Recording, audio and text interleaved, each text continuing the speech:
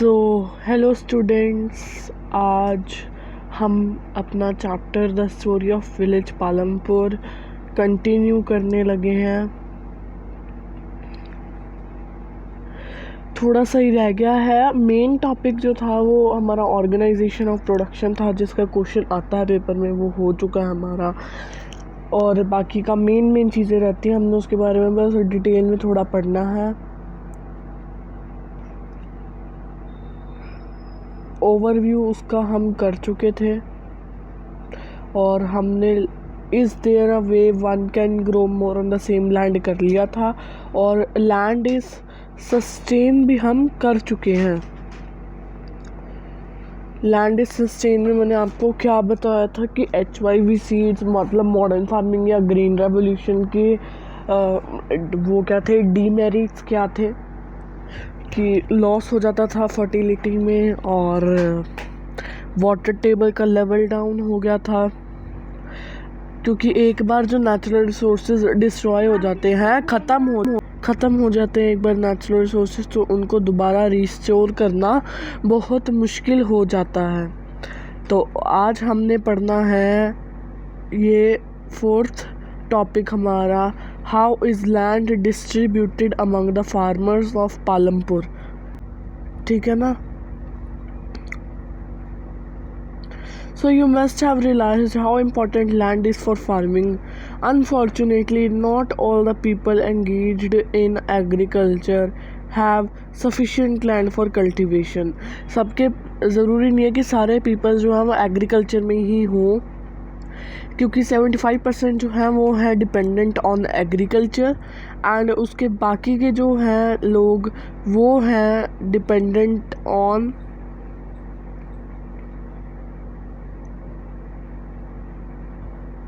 Non farming activities. तो उससे पहले एक इम्पॉर्टेंट चीज़ आपको बताने लगा हूँ मैं, कि एक होती है हमारी standard unit of measuring land. Standard unit of measuring land या standard unit of measuring ground या लैंड फॉर फार्मिंग, उसे हम बोलते हैं हेक्टेयर। क्या बोलते हैं उसे? हेक्टेयर।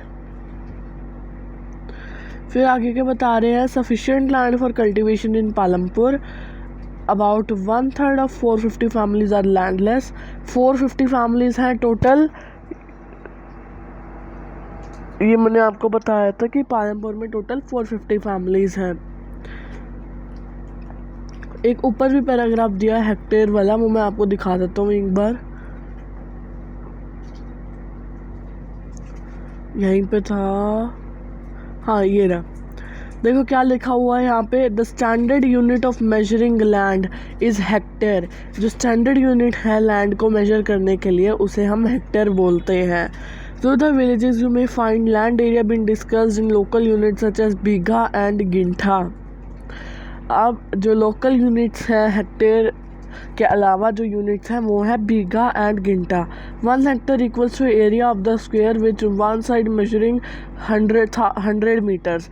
एक साइड जो है उसकी 100 मीटर्स है, एक स्क्वायर फील्ड की एक साइड 100 है, तो चारों साइड 100 ही होती है ना, मतलब 400 हो गए, पेरीमीटर 400 मीटर निकल गया, तो वो एक 1 हेक्टेयर होता है।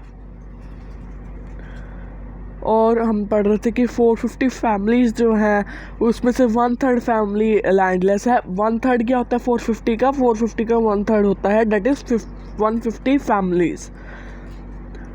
ठीक है। अब वो लैंडलेस है, अब वो अगर लैंडलेस है तो वो क्या काम करते होंगे? या तो वो लार्ज फार्मर्स के प्लॉट्स पे काम करते होंगे, या तो वो नॉन फार्मिंग एक्टिविटीज़ करते होंगे, जैसे डेयरी, ट्रांसपोर्टेशन और स्मॉल स्केल मैन्युफैक्चरिंग। ठीक है।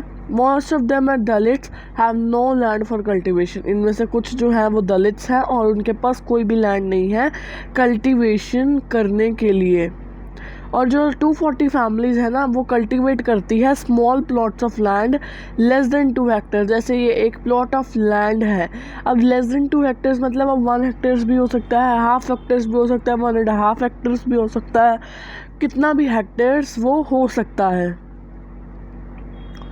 और फिर बता रहे हैं कि जो 60 फैमिलीज़ है ना वो लार्ज फार्मर्स की फैमिलीज़ हैं, एंड वो मोर देन 2 हेक्टेयर्स या कभी कभार उनका जो होता है वो ओवर 10 हेक्टेयर्स का लैंड होता है।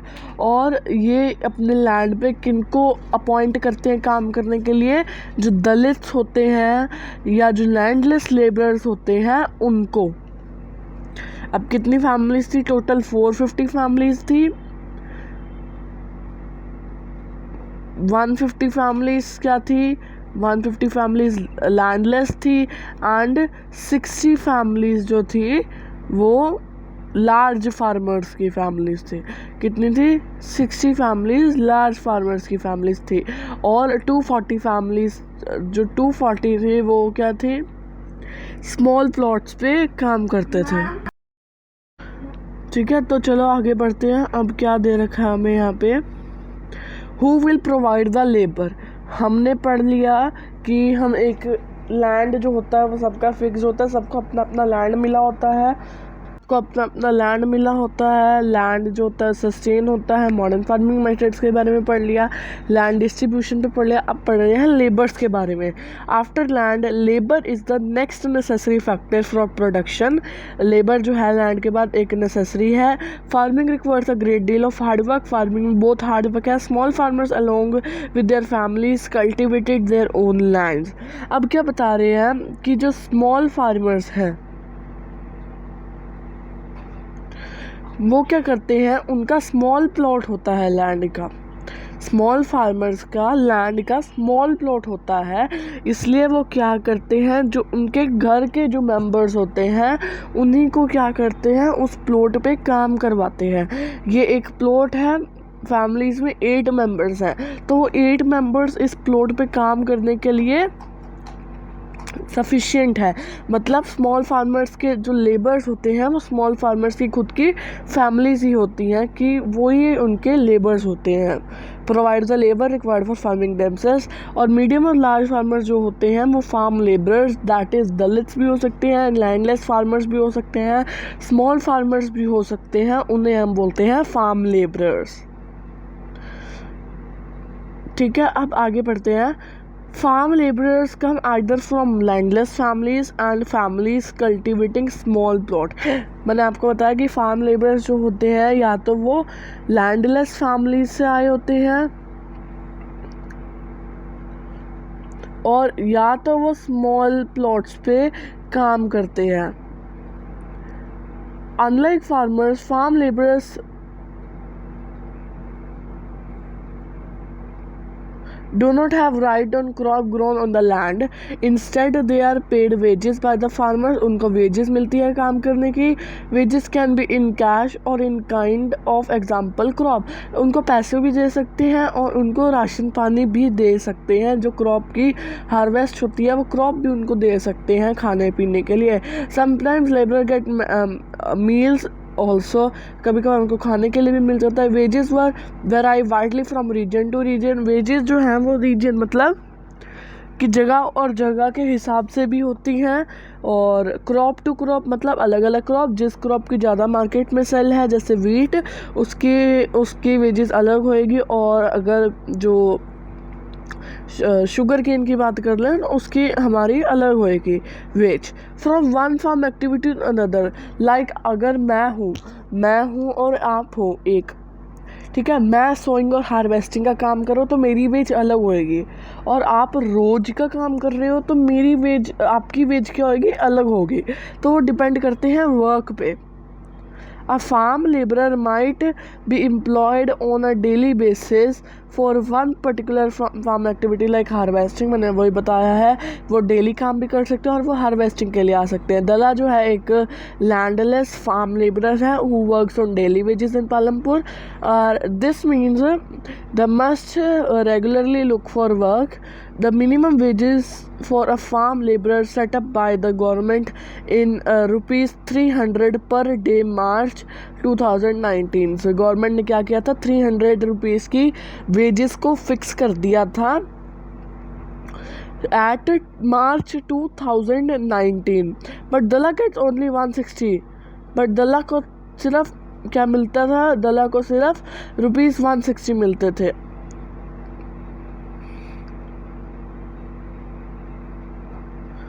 सॉरी, पेज थोड़ा उल्टा हो गया।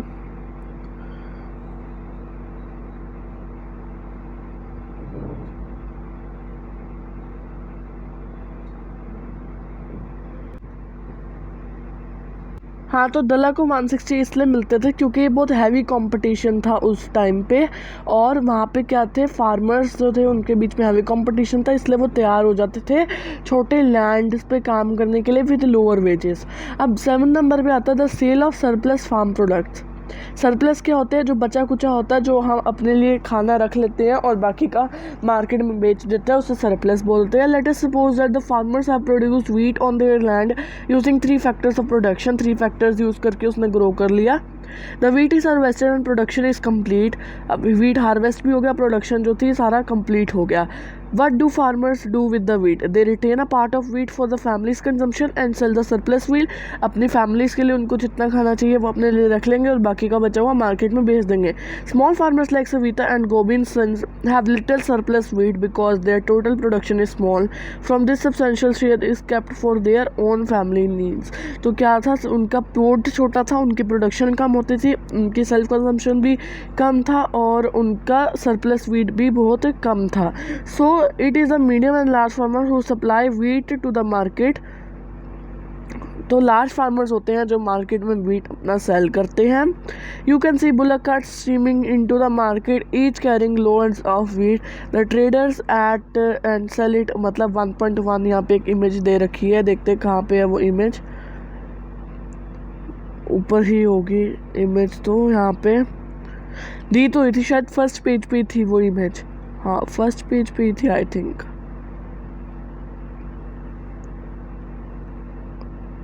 हाँ, यहीं पे थी फर्स्ट पेज पे।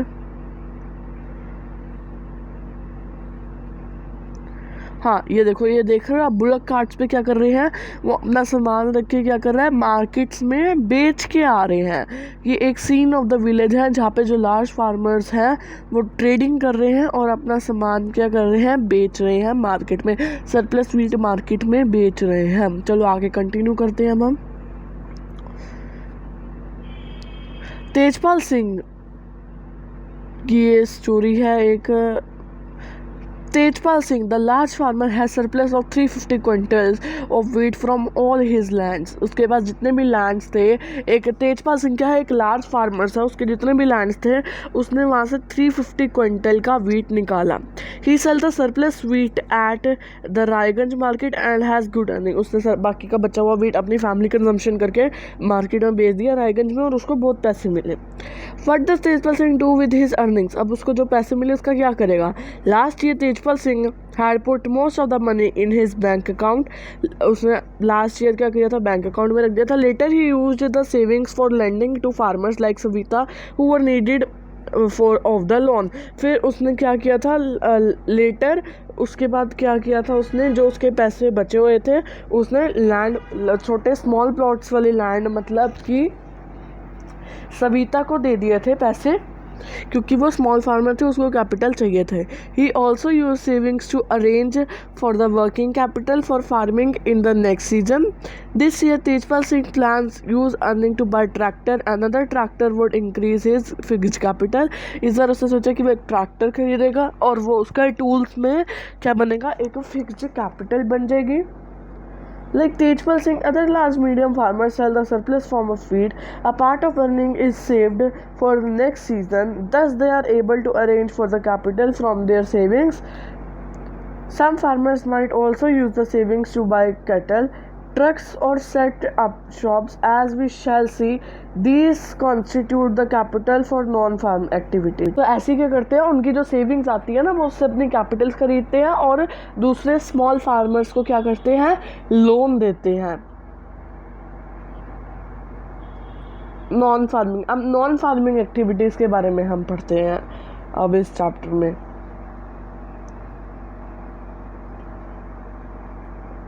यहाँ तक होप करते हो आप सबको क्लियर होगा। प्लीज़ अपना डाउट्स चैट में पूछ लिया करो, चैट मतलब कमेंट में पूछ लिया करो, मैं आपको रिप्लाई करूँगा। अब हम बढ़ते हैं non farming non-farming activities in Palampur. We have learnt about farming as a main production activity in Palampur. हमने पढ़ा कि farming जो है वो एक main production activity है पालमपुर में. We shall now take a look at some of the non-farming production activities. In non-farming activities के बारे में हम थोड़ा पढ़ेंगे.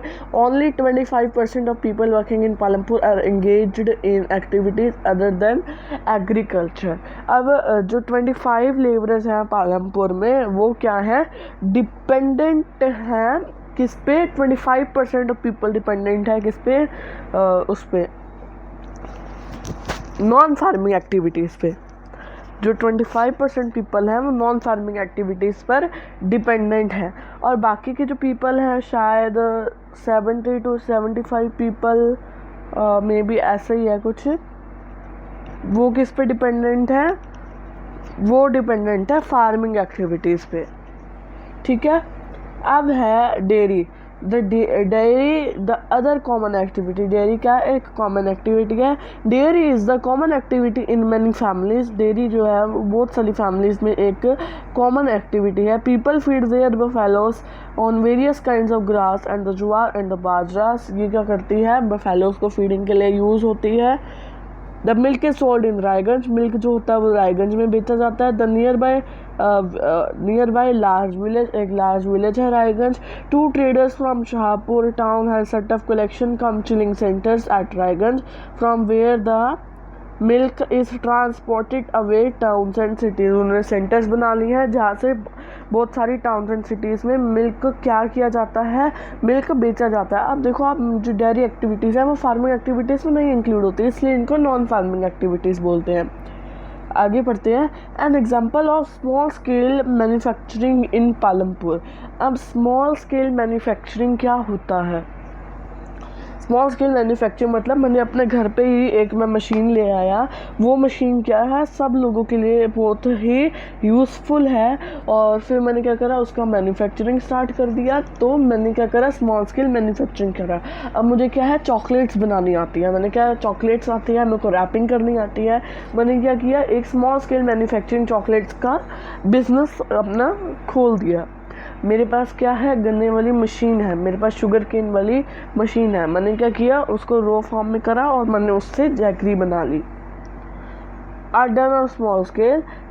दे are carried out mostly at home और in the fields with the help of family labour rarely. मतलब इन कामों में क्या हेल्प करती है, इन कामों में हमारी फैमिली हमारे में हेल्प करती है, क्योंकि हम स्मॉल स्केल मैन्युफैक्चरिंग करते हैं जो कि घरों में ही होती है. यहाँ पे एक स्टोरी दे रखी है मिश्री लाल की, जो एक स्मॉल स्केल मैन्युफैक्चरर है.